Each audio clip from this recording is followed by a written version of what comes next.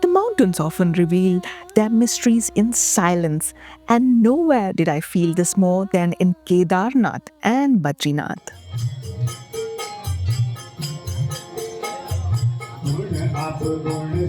The day 7 began with a blackout. No electricity, no phone signals, but the charged devotions within the temple, along with senior Dharmadhikari Sri Radha Krishna Thapiyal's evocative storytelling, and Raval Sri Amarnath Nambudri's powerful rituals, made the experience timeless and deeply moving. With a lingering farewell to Badrinarayan, I journeyed onwards and arrived at Mana, a village wrapped in timeless legends. Once known as Manibhadrapuri and long regarded as the last village of India, it's today celebrated as the first village of India. This new identity, highlighted by the Prime Minister in Man Ki Baat, has brought Mana into national spotlight. The drive, though short, was breathtaking. The Mata Murti Mandir, dedicated to the mother of twin sages Nar and Narayan, considered to be the incarnations of Lord Vishnu, Badrinarayan, stood across the valley at a distance. This temple is open only in August and is celebrated with much fanfare.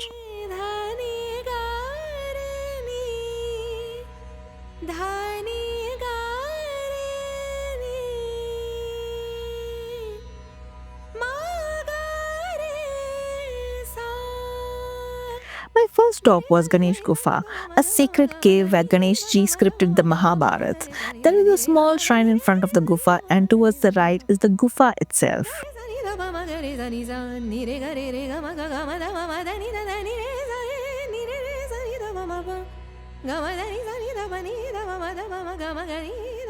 Nearby is Vedavyasa's Gufa, believed to be nearly 5,330 years old. Interestingly, researcher Nilesh Oak's astronomical studies suggest Mahabharata might actually date back to 7,500 years, making one wonder if the true history of these caves is even older. It was here that Vedavyas divided the Vedas into four parts, compiled the 18 Puranas, and composed the epic Mahabharata with Ganesha as his scribe. The climb to these caves, it's not easy. The low oxygen makes every step heavier, but the sense of being on sacred ground pushes you upward.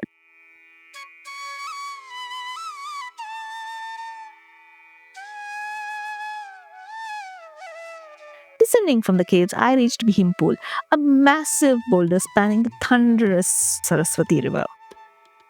According to the local legend, when Pandavas were en route to the heaven, the river blocked their path. Bhima, mighty as ever, placed the stone himself to help the family cross. We first passed Saraswati Idol with a source of water supposedly from Manasa Sarovar before crossing the pool.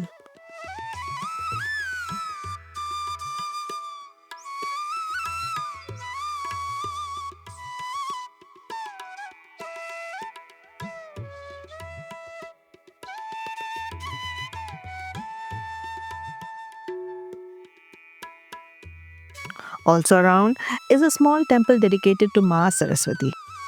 The river is mesmerizing here, wild, fierce, and roaring through the gorge.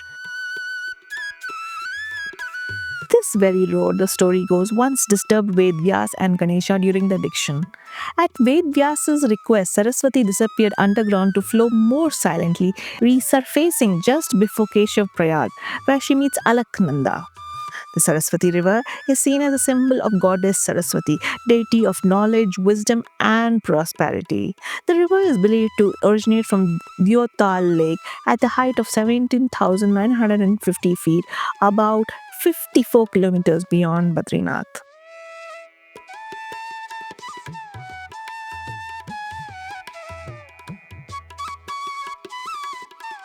Also around are the Panch Pandavas and the statue of dog, Yama himself, who accompanied them on their journey towards heaven. They stand in the path to Swargarohini, showing us the way.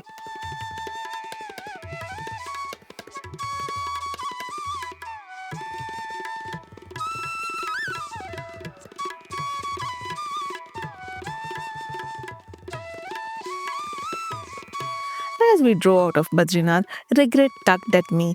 I had missed visiting Charanam Paduka, a trek I will have to save for the next time. I hope to stay 2 nights then. The Himalayas rise tall and serene, their peaks gleaming against the sky. The road away from Badrinath feels touched by magic, every bend unveiling a fresh vision, each vista a quiet blessing. This drive is more than a journey, it's a moving prayer, a pilgrimage into the depths of the soul.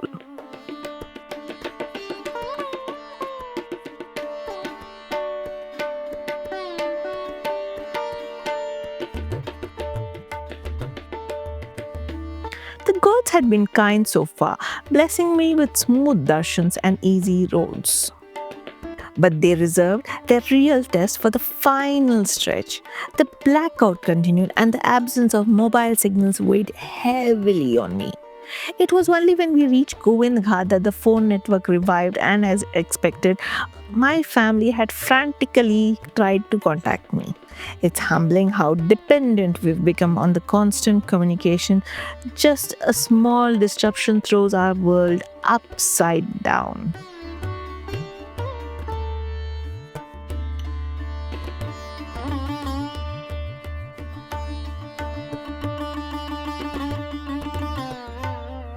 The journey onwards was no less adventurous.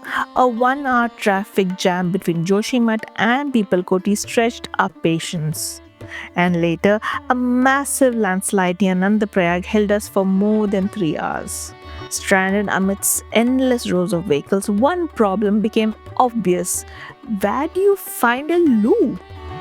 In the middle of landslide zones, there is no bushes to hide behind, let alone facilities. By sheer luck, 3 hours into slow-moving jam, I spotted an abandoned police chowki by the road. Its broken-down toilet had a door and walls, nothing else. But that was enough privacy. I couldn't stop wondering how women, children, and elderly yatris manage in such tough conditions. Roads in these mountains are unpredictable. Our driver Arvind was right in saying one shouldn't book hotels in advance. But habits die hard. I prefer planning ahead. We eventually reached Rudraprayag at 7 p.m. just as dusk fell.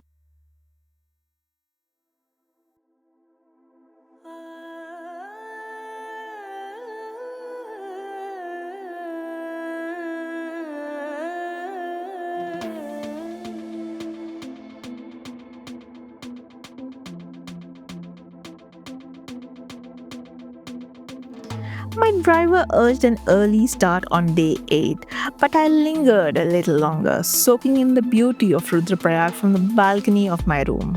At Rudra Tourist Complex, the delay soon showed its consequences. Barely half an hour into the journey, we were caught in another major landslide near Dhari Devi Temple. This time, the wait was longer, more than 4 hours as the JCB machines crawled to clear the debris and the vehicles inched forward. It was a relief to finally reach Dehradun before dusk.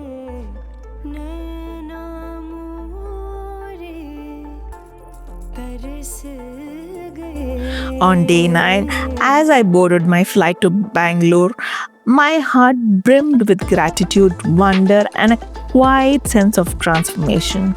This yatra had changed me in ways that words can only attempt to capture. It's not merely a pilgrimage, but a sacred passage into the depths of the self. The towering mountains, steeped in myths and timeless stories, taught me humility with every step.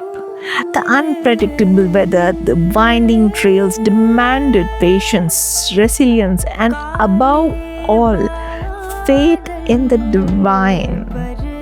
Each struggle along the way became a profound lesson in surrender, revealing the strength hidden within and the peace that arises when we truly let go.